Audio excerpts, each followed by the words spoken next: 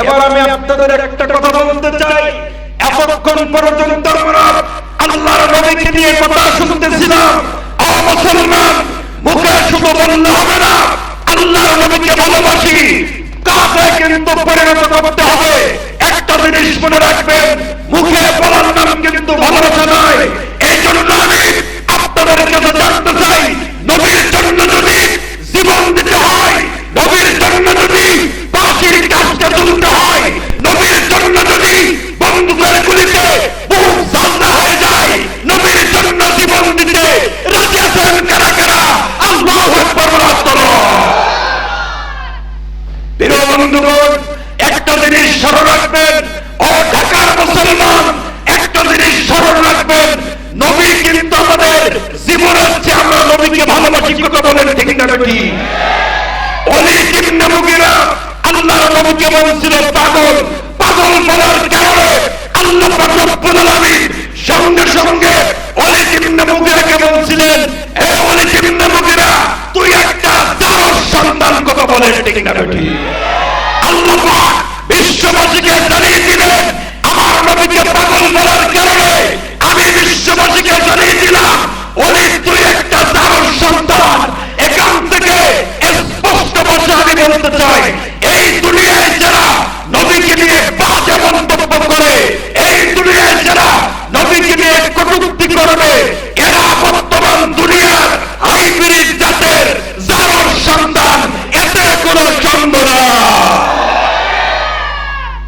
এই জন্য নবীর জন্য কোনো কথা চলবে না। নবীর বিষয়ে যদি কেউ কোনো কথা বলে, আমাদের জান থাকতে তাকে আমরা চিন্তা করে ফেলতে দেব না। কথা বলেন ঠিক না?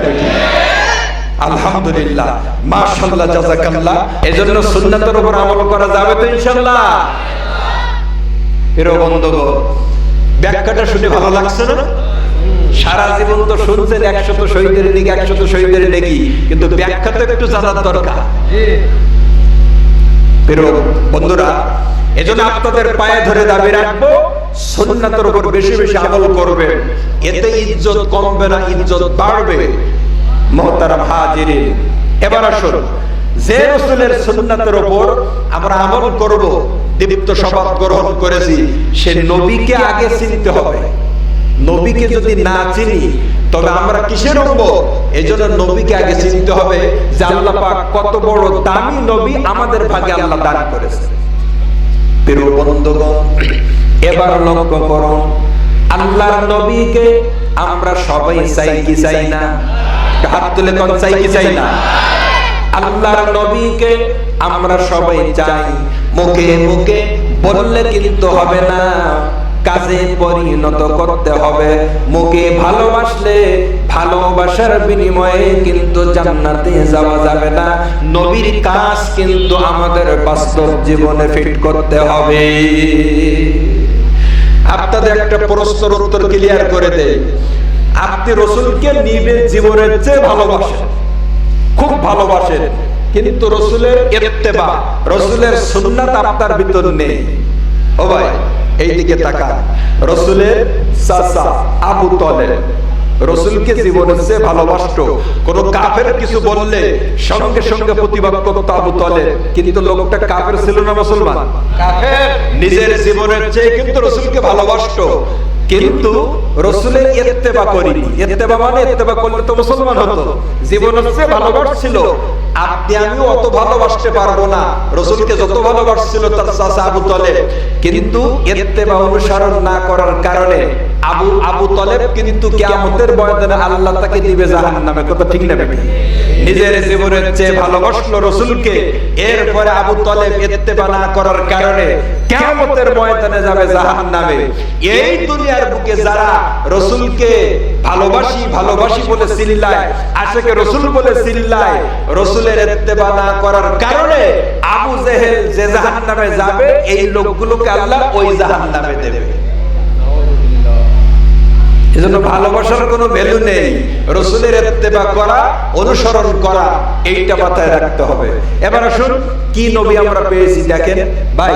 চলে গেছে গত মাসে 12 রবিউল আউয়াল চলে গেছে, রাসূলের জন্মের মাস চলে গেছে। তার সাথে মিলে আজকে একটা উপহার আমি আপনাদের দেব। কি দামি নবী পেয়েছি।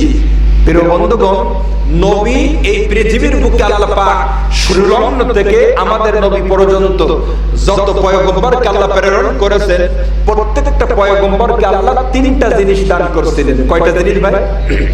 জোরে বলেন কয়টা? এই তিনটা জিনিস বলে আমার আলোচনা আজকের মতো ইতি টানবো ইনশাআল্লাহ। এক নম্বর হলো ওহী। এক নম্বর কি? ওহী। দুই নম্বর হুসনে খুলক। তিন নম্বর মুজিজা। ওহী কার বলা হয়? ওহী শব্দের আবিধানিক অর্থ আল কাউসার নামক লুগাতের ভিতরে এসেছে। ওহী মানে গোপন বার্তা। ওহী মানে কি? গোপন বার্তা। এটা হলো আবিধানিক অর্থ। আর ওহী শব্দের পারিভাষিক অর্থ ইজাহুল কোরআনের ভিতরে এসেছে আল ওয়াহু হুয়া কালামুল্লাহি তাআলা আল মুনাজ্জালু আলা আমবিয়াইহি। ওহী বলা হয় আল্লাহ পাকের ওই বাণীকে যেটা আল্লাহ নাযিল করে শুধুমাত্র পয়গম্বরদের উপরে, তার নাম হলো ওহী। প্রিয় বন্ধুগণ, আল্লাহ পাক রব্বুল আলামিন তিনি কোরআন কারীমের ভিতর বলেন ওয়া মা ইয়ানতিকু আনিল হাওয়া। আমার নবী মন গড়া কোনো কথা জীবনে বলেননি। সুবহানাল্লাহ বলেন। যা বলছেন ইন হুয়া ইল্লা ওয়াহইয়ুহা, যা বলছেন ওহী, আল্লাহ যেটা প্রত্যাদেশ করেছেন সেইটাই বলেছেন। নবী মন গড়া কোনো কথা বলেননি। জোরে কোন সুবহানাল্লাহ। এটার নাম হলো ওহী। সর্বপ্রথম ওহী নাজিল হয় কোন জায়গায় ভাই? জানা নেই? গারে হেরায় প্রথম কোরআন নাজিল হয় কোন জায়গায়? কোরআন নাজিল প্রথম সূচনা হয় গারে হেরা, হেরা পাহাড়ে। শুনছেন না? আপনারা হজ করেছেন কারা কারা? একটু হাত তোলেন তো। হজ করেছেন কারা কারা? আলহামদুলিল্লাহ। আমার সভাপতি সাহেব, আমার ভাইজান সবাই হজ করেছে। ভাই, মক্কা মদিনায় যেতে আমাদের মনে চাই কি চাই না ভাই? টাকা আছে কি না আছে ওটা ফোর্থ সাবজেক্ট। আল্লাহ যদি কবুল করে টাকা লাগবে না ভাই। এজন্য আমি মুসাফির আপনাদের নিয়ে আল্লাহর কাছে দোয়া করি, আল্লাহ কাফনের কাপড় পরানোর পূর্বে ইহরামের কাপড় একটু পরার ব্যবস্থা করো। দুহাত তুলে কোন আমিন। প্রিয় বন্ধুগণ, কাবা শরীফ থেকে মাত্র 4 কিলোমিটার। কয় কিলো? মাত্র 4 কিলোমিটার। এই পাহাড়ের উপরে আমার আল্লাহ প্রথম কোরআন নাজিল করেছে। সমতল ভূমি থেকে 2800 সিঁড়ি বেয়ে কোরআন নাজিলের গর্তে উঠতে হয়। কয়টা সিঁড়ি? 2800 সিঁড়ি, অর্থাৎ 2800 সিঁড়ি। 2800 সিঁড়ি মানে কি? সমতল ভূমি থেকে 2800 সিঁড়ি বেয়ে কোরআন নাজিলের গর্তে উঠতে হয়। আমি নিজেই উঠেছি, নিজেই গুনছি, কারোর মুখের শোনা গল্প না। 2800 সিঁড়ি বেয়ে ওই বিশাল বড় পাহাড়ের উপরে ছোট্ট গর্তে প্রথম কোরআন নাজিল হয়েছে। প্রিয় বন্ধুগণ, এই গর্তে আল্লাহর নবী ধ্যানে মগ্ন থাকতেন, জিকির ফিকির করতেন, আল্লাহ পাকের ইবাদত করতেন। কোরআন আসবে সেই অপেক্ষায় ইন্তজার করতেন। জোরে কোন সুবহানাল্লাহ। বন্ধুরা, আল্লাহর নবী খানা পানি নিয়ে উনি গারে হেরায় যখন চলে যেতেন, খাদ্য খাদক যখন পরিয়ে যেত, আম্মা জান খাদিজাতুল কুবরা উনি খাদ্য পানি দিয়ে আল্লাহর নবীর কাছে কষ্ট করে কিন্তু পৌঁছে দিতে। ভাই, কাবা শরীফ থেকে 4 কিলোমিটার আমরা গেছি গাড়িতে। আম্মা জান খাদিজাতুল কুবরা, তার জামানায় কি গাড়ি ছিল না ভাই? উনি গেছেন মুরব্বী মানুষ, পায়ে হেঁটে। সৌদি সরকার হাজিদের ওঠার সুবিধার্থে সিঁড়ি বানিয়ে দিয়েছে। রাসূলের জামানায় সিঁড়ি ছিল না, তখন বিক্ষিপ্ত পাহাড় পাথর বেয়ে বেয়ে ওই পাহাড়ের গুহায় উঠতে হতো। কত কষ্ট! তবে এত কষ্ট করে পায়ে হেঁটে খাদিজাতুল কুবরা রাসূলের জন্য খাদ্য পানি নিয়ে গেছেন, মুরব্বী মানুষ। এরপরে আমরা গেছি খালি হাতে, আর তার কাছে খাদ্য পানি। এত কষ্ট করেছেন কিন্তু আমার রাসূলকে কষ্ট দেন। নিজের কথা সুবহানাল্লাহ। বন্ধুরা, হযরতে খাদিজাতুল কুবরা উনি একদিন খাদ্য এবং পানি নিয়ে যখন নবীর কাছে গমন করতেছেন, আল্লাহর ফেরেশতা হযরতে জিবরাইল আলাইহিস সালাম নবীর কাছে গমন করে।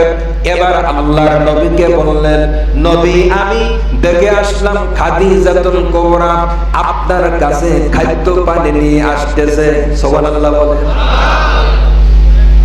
নবীকে কি বলতেছেন, হুজুর আমি যখন আপনার কাছে আসতেছিলাম আমি দেখলাম খাদিজাতুল কুবরা আপনার জন্য খাদ্য পানি নিয়ে আসতেছে। হুজুর খুব কষ্ট করে আপনাকে খেদমত করতেছে। ইসলামে তার অনেক অবদান রয়েছে। খাদিজা আসার পরে আল্লাহর তরফ থেকে আপনি দুইটা সুসংবাদ জানিয়ে দেবেন। জোরে কোন সুবহানাল্লাহ। প্রিয় বন্ধুগণ, নবী যে ডাক দিয়ে বলেন, আমাকে এক নম্বর বলা হলো হযরতে জিবরাইল আলাইহিস সালাম আল্লাহর নবীকে বললেন, হুজুর আপনি দুইটা সুসংবাদ দিবেন খাদিজাতুল কুবরাকে। এক নম্বর সুসংবাদ হলো ইসলামে খাদিজাতুল কুবরার অনেক অবদান রয়েছে, অনেক ত্যাগ রয়েছে। আল্লাহ পাক রব্বুল আলামিন খাদিজাতুল কুবরার উপরে খুশি হয়ে খাদিজার জন্য আমার আল্লাহ জান্নাতের ভেতরে মণি এবং মুক্তা দিয়ে আল্লাহ একটা বাড়ি বানিয়ে দিয়েছে। হাত তুলে কোন আল্লাহু আকবার।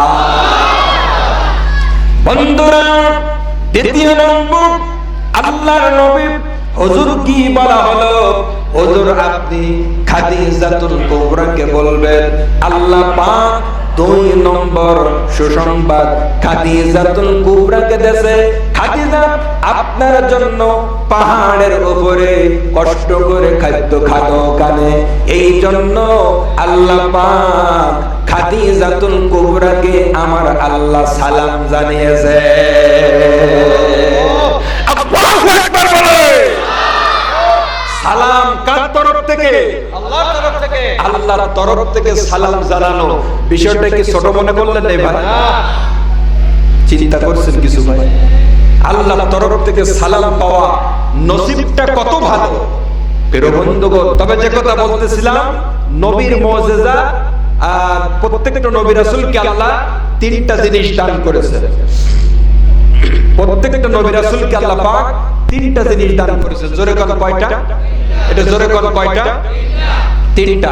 তার ভেতর থেকে ওহী চলে গেল। দুই নম্বর হুসনে খুল, উন্নত মানের চরিত্র। লাকাদ কানা ফি রাসূলিল্লাহি, মানুষের চরিত্রে পঞ্চম, কিন্তু আমার নবীর চরিত্র দেখেন ভাই, নবীর চরিত্র ছিল এক নম্বর। নবী পেয়েছি আমরা এক নম্বর। ভাই আমাদের নবী কয় নম্বর ভাই? কিন্তু আমাদের কাজকর্ম সবের কি এক নম্বর না দুই নম্বরও আছে? মসজিদের মাইক সেটগুলো চুরি করে কারা বলেন? দুই নম্বর। বাথরুমের বদনা পর্যন্ত চুরি হয়, কারা করে? এজন্য ভাই নবী পেয়েছি দামি, কাজকর্মগুলো দামি করা লাগবে। দুঃখজনিত কণ্ঠে একটা কথা আপনাদের বলি, একজন খ্রিস্টান, সে মুসলমান হয়েছে, বর্তমান তার নাম হলো ইউসুফ ইসলাম। কথাটা একটু মনের কান দিয়ে শুনবেন। উনি বলতেছে, ও বিশ্ববাসী, আমি মুসলমান হয়েছি, কোন মানুষ আমাকে দাওয়াত দেয়নি। আমি কোরআন পড়েছি, রিসার্চ করেছি, কোরআন থেকে হেদায়েত পেয়েছি, মুসলমান হয়েছি। সুবহানাল্লাহ বলেন। কিন্তু মুসলমান হওয়ার পরে মুসলমানদের আখলাক, চরিত্র, কাজকর্ম যা দেখতেছি, আগে যদি আমি টের পেতাম মুসলমানরা এত খারাপ, তাহলে মুসলমান হওয়া আমার কপালে জুটতো না। চিন্তা করছেন ইউসুফ ইসলাম কি বলছে? আগে থেকে যদি টের পেতাম মুসলমানরা এত খারাপ, তবে আমার নসিবে কালিমা পড়া জুটতো না। তবে চিন্তা করে আমরা কোন স্তরে চলে গেছি, অথচ আমার নবীর চরিত্র কত সুন্দর ছিল। প্রিয় বন্ধুগণ, হযরতে আনাস ইবনে হযরতে যায়েদ ইবনে হারসা, আম্মা জান খাদিজাতুল কুবরার বাড়ি, নবীর সাথে খাদিজাতুল কুবরার যখন বিয়ে হয়ে গেল, নবীজিকে বললেন, ও নবীজি, আমি এই যায়েদকে আপনার খেদমতে আপনাকে হাদিয়া দিয়ে দিলাম। হুজুর আমার গোলাম, আমি আপনার মাথা হাতে অধীনে, তা আমি তাকে আপনার জন্য হাদিয়া দিয়ে দিলাম। এদিকে জায়েদের পিতা বাড়ি ছিল তার ইয়ামান দেশে, একটাই সন্তান ছিল জায়েদ, ছোট্ট কালে হারিয়ে গেছে, সন্তান সন্তান করে পাগল হয়ে গেছে, কান্নাকাটি করতে করতে। আপনারা বলেন সন্তান মারা যাওয়া বড় কষ্ট না সন্তান হারানো বড় কষ্ট? ভাই, মারা গেছে তো মারাই গেছে, কিন্তু সন্তান যখন হারিয়ে যায় তখন পিতামাতার খাওয়া ঘুম থাকে না, না জানি আমার সন্তানটা কোন হালাতে রয়েছে। প্রিয় বন্ধুগণ, এবার জায়েদের পিতা রাস্তা দিয়ে যখন যায়, জায়েদ জায়েদ বলে, তখন কিন্তু কান্নাকাটি করে। একটা না 10টা বছর হয়ে গেল, জায়েদের কোনো খোঁজ খবর নাই। 10 বছর খুঁজেছে, কোনো খোঁজ খবর নেই, খাওয়া ঘুম নাই, চোখের জ্যোতি হারিয়ে ফেলছে, কাঁদতে কাঁদতে একটাই সন্তান। আল্লাহর কি খেয়াল, ইয়ামান থেকে একদল মানুষ হজ বরত পালন করার জন্য মক্কায় গমন করল। জায়েদ তখন কাবা শরীফ তওয়াফ করতেছিল। এরা তাকিয়ে দেখে, এই যে যুবককে দেখা যায়, এ তো সে হারানো জায়েদ বলে মনে হচ্ছে।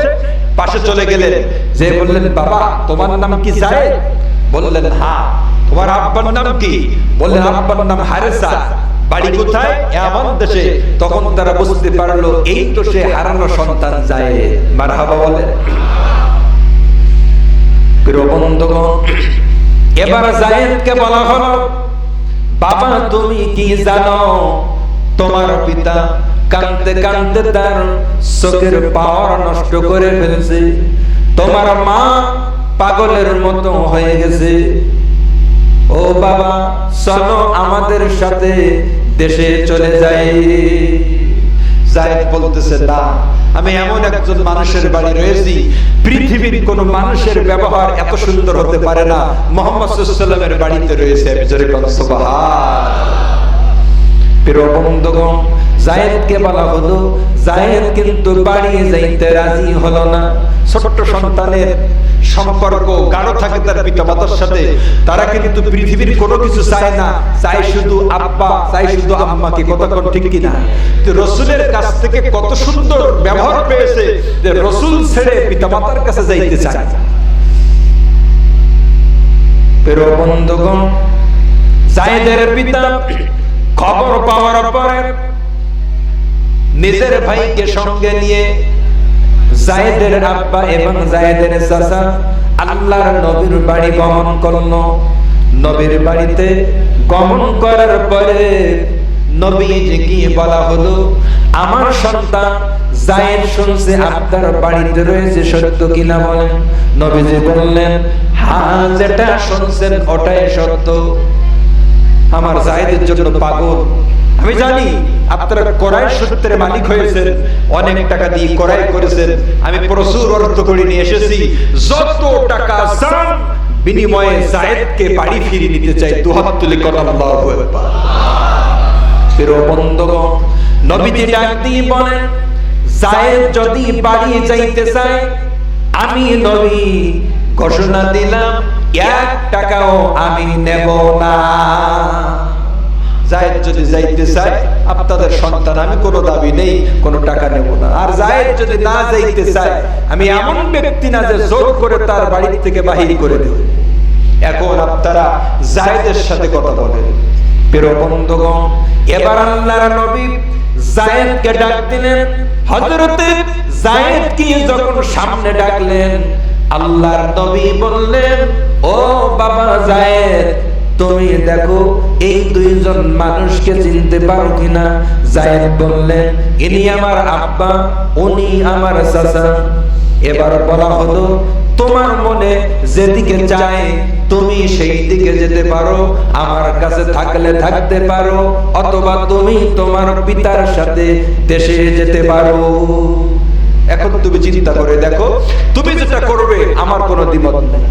প্রিয় বন্ধুগণ, এই কথা যখন বলা হলো, হযরতে জায়েদ ইবনে হারেসা আল্লাহর নবী যখন এই কথা বললেন, যায়েদ ইবনে হারেসা একবার তাকায় আমার নবীর মুখের দিকে, আরেকবার তাকায় কিন্তু পিতার মুখের দিকে। অবশেষে যায়েদ ডাক দিয়ে বলে, আমি সিদ্ধান্ত নিয়েছি যতদিন পর্যন্ত আল্লাহ পাক রব্বুল আলামিন আমাকে জিন্দা রাখবে আমি আল্লাহর নবীর কাছে থাকতে চাই। পিতার মুখের দিকে তাকালো, রাসূলের মুখের দিকে তাকালো, তাকিয়ে বলতেছে আমি সিদ্ধান্ত নিয়েছি আল্লাহ যতদিন ভূপৃষ্ঠে আমাকে জিন্দা রাখে আমি বিশ্বনবী সাল্লাল্লাহু আলাইহি ওয়াসাল্লামের কদম মোবারকে পড়ে থাকতে চাই। জোরে বলো সুবহানাল্লাহ। প্রিয় বন্ধুগণ, এই কথা বলার পরে আল্লাহর নবী এত খুশি হয়ে গেল। আল্লাহর নবী আর দেরি না করে হযরতে জাকারিয়া কান্দলবি রাহমাতুল্লাহ আলাইহি তিনি কিতাবের ভিতরে লিখছেন, আল্লাহর নবী আর দেরি না করে যায়েদকে নিজের কোলের ভিতরে উঠিয়ে নিলেন। ওঠানোর পরে এবার নবীজি ডাক দিয়ে বললেন, ওগো মক্কাবাসী, তোমরা সাক্ষ্য থেকে যাও, আজ থেকে যায়েদকে আমি আমার সন্তান হিসাবে কবুল করে নিলাম। তবে চরিত্র কার বলে ভাই, আখলাক কার বলে, ব্যবহার কার বলে? নবীর চরিত্রে চরিত্রবান, নবীর আদর্শে আদর্শবান হতে হবে, নইলে 3.5 দেহের 5 পয়সা মূল্য নাই। মুহতারাম হাজিরিন, যায়েদের পিতা এই দৃশ্য অবলোকন করে হাসি খুশি মনে যায়েদকে রেখে বাড়ি ফিরে গেল। জোরে বলো সুবহানাল্লাহ। এই তো ছিল নবীর চরিত্র, এই তো ছিল নবীর আখলাক। সর্বশেষ নবীর মুজিজা, মুজিজা ছাড়া কিন্তু নবী হওয়া যায় না। মুজিজা কার বলে? ফরহাঙ্গে জাদিদ নামক লগাতের ভিতরে এসেছে। মুজিজা শব্দের আবিধানিক অর্থ হলো, মুজিজা শব্দের আবিধানিক অর্থ হলো অলৌকিক ঘটনা। আল মুজামুল ওয়াফি নামক লগাতের ভিতরে এসেছে মুজিজা শব্দের আরেকটা অর্থ হলো অসম্ভব জিনিস। অসম্ভব জিনিস সম্ভব বানানো, তার নাম হলো মুজিজা। আপনারা শুনে খুশি হবেন, আমার নবীকে আল্লাহ একটা নয়, দুইটা নয়, 4,500 মুজিজা আমার নবীকে আল্লাহ একাই দান করেছিলেন। জোরে বলো সুবহানাল্লাহ। কয়টা মুজিজা ভাই? সবাই বলেন কয়টা? প্রিয় বন্ধুগণ, এই 4,500 মুজিজার ভিতরে সবচেয়ে বড় মুজিজা হলো 30 পারা কোরআনুল কারীম। যতই পড়া হয় ততই কিন্তু শুনতে মনে চায়। দুনিয়ার প্রতিটা জিনিসের স্বাদ কিন্তু নষ্ট হয়ে গেছে, কিন্তু ভাইজান একটা জিনিসের স্বাদ এখনো পর্যন্ত নষ্ট হয়নি, সেটা হলো কোরআন শরীফ তেলাওয়াতের স্বাদ। কথা বলেন ঠিক না বেটি? এজন্য আমি প্রায় তাদের বলি, কোরআন তোমায় এ যতই জপি ওই ততই মধুর লাগে। কোরআন তোমায় এ যতই জপি ততই মধুর লাগে। কোরআনে যে এত মধু কে জানিত আগে, কতই মধুর লাগে। কথা বলেন ঠিক না বেটি? সবচেয়ে বড় মুজিজা কোরআনুল কারীম। 4,500 মুজিজা, জীবন ও কর্ম। এই কিতাবের ভিতরে মুফতি নূরে ইলাহি হাফিজাহুল্লাহ 22 নম্বর পৃষ্ঠায় 4,500 মুজিজার কথা উল্লেখ করেছেন। তার ভিতর থেকে একটা মুজিজা। প্রিয় বন্ধুগণ, আলোচনা আপনারা একটা না 1.5 ঘন্টা কিন্তু হয়েই গেছে। 9টায় উঠেছি, 10:30 বাজে, 1.5 ঘন্টা হয়েই গেছে। মাঝখানে আমি কয়েক মিনিট একটা ছোট্ট কালেকশন দিয়ে এরপরে আমি পূর্বে আবার চলে যাব। আপনারা রাগ করবেন না ভাই? ছোট্ট একটা কালেকশন, কেউ করে মনে করে একটা প্রত্যেকটা জিনিসের মাঝখানে একটা বিরতি হয়, এজন্য ছোট্ট একটা বিরতি।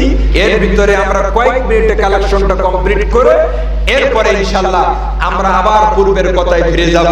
ও ভাই, তবে এতক্ষণ যা কিছু বলছিলাম রাসূলের মহব্বত, জোরে বলেন কি বলছিলাম? রাসূলের মহব্বত।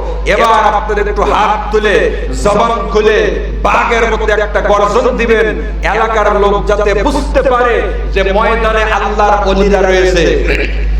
দুইটা হাত তুলে আমার সাথে গর্জন দিয়ে সবাই বলেন, নারে তাকবীর, নারে তাকবীর, আল কোরআনের আলো, নারে তাকবীর। ও মুসলমান, এবার আমি আপনাদের একটা কথা বলতে চাই। এতক্ষণ পর্যন্ত আমরা আল্লাহর নবীকে নিয়ে কথা শুনতেছিলাম। ও মুসলমান, মুখে শুধু বললে হবে না আল্লাহর নবীকে ভালোবাসি, কাজে কিন্তু পরিণত করতে হবে। একটা জিনিস মনে রাখবেন, মুখে বলার নাম কিন্তু ভালোবাসা নয়। এই জন্য আমি আপনাদের কাছে জানতে চাই, নবীর জন্য যদি জীবন দিতে হয়, নবীর জন্য যদি ফাঁসির কাজটা তুলতে হয়, নবীর জন্য যদি বন্দুকের গুলিতে বুক ঝাঁঝরা হয়ে যায়, নবীর জন্য জীবন দিতে রাজি আছেন কারা কারা? আল্লাহু আকবার বলো। প্রিয় বন্ধুগণ, একটা জিনিস স্মরণ রাখবেন, ও ঢাকার মুসলমান, একটা জিনিস স্মরণ রাখবেন, নবী কিন্তু আমাদের জীবন হচ্ছে, আমরা নবীকে ভালোবাসি। কথা বলেন ঠিক না নাকি? ওলীদ ইবনে মুগীরা আল্লাহর নবীকে বলছিল পাগল। পাগল বলার কারণে আল্লাহ পাক রব্বুল আলামিন সঙ্গে সঙ্গে ওলীদ ইবনে মুগীরাকে বলছিলেন, হে ওলীদ ইবনে মুগীরা, তুই একটা দারুণ সন্তান। কথা বলেন ঠিক না নাকি? আল্লাহ পাক বিশ্ববাসীকে জানিয়ে দিলেন, আমার নবীকে পাগল বলার কারণে আমি বিশ্ববাসীকে জানিয়ে দিলাম, ওলীদ তুই একটা দারুণ সন্তান। এখান থেকে স্পষ্ট ভাষায় আমি বলতে চাই, এই দুনিয়ায় যারা নবীকে নিয়ে বাজে মন্তব্য করে, এই দুনিয়ায় যারা নবীকে নিয়ে কটূক্তি করবে, এরা বর্তমান দুনিয়ার হাইব্রিড জাতের জারোর সন্তান। এতে কোনো সন্দেহ না। এই জন্য নবীর জন্য কোনো কথা চলবে না। নবীর বিষয়ে যদি কেউ কোনো কথা বলে, আমাদের জান থাকতে তাকে আমরা চিন্তা করে ফেলতে দেব না। কথা বলেন ঠিক না? আলহামদুলিল্লাহ, মাশাআল্লাহ, জাযাকাল্লাহ।